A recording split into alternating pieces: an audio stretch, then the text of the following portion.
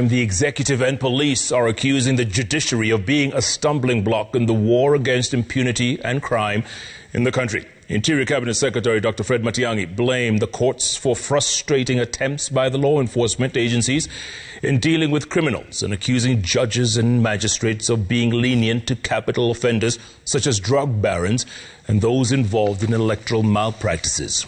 The story was produced by our very own Joroge Gatete.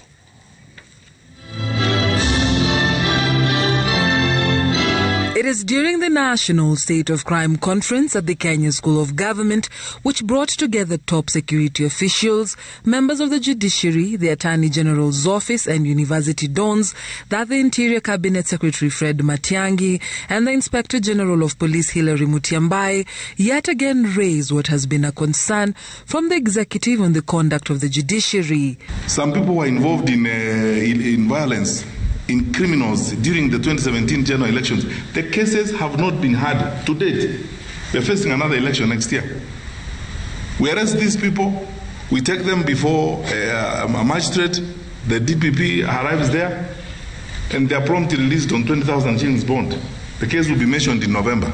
It discourages us as National Police Service when we arrest and apprehend an offender, and only to see when we are in before court, he only pays a bail, and maybe we never see the follow-up of that case. Citing chaos that rocked the just concluded by-elections in Matungu, Kabuchai, Nakuru and Kisii counties, where a number of leaders were arrested and arraigned, Matiang'i wondered how perennial offenders got bail with much ease. If you are a magistrate, and I'm not questioning anyone's job, how can you release someone 7 times?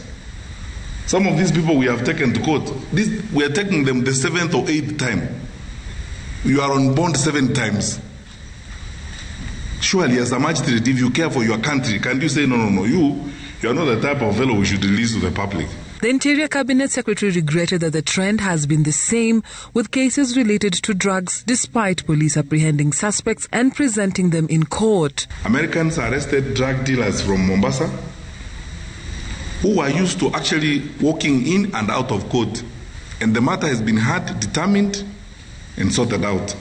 And when you read some of those confidential reports, which I can't reveal because of the oath of office and so on, nothing will pain you as a patriotic Kenyan about the things they say about some of our senior officials. Matiang'i warning politicians that the government will not relent in dealing with lawbreakers ahead of the 2022 general election. Safari is going to be different. We will act. When these things come up, we are beyond talking, we will do our part.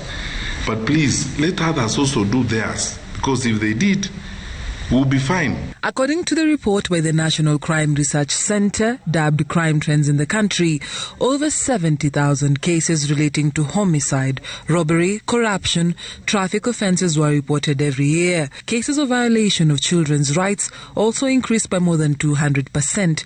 Gender-based violence cases among women constituted 70% of cases reported between January and June 2020.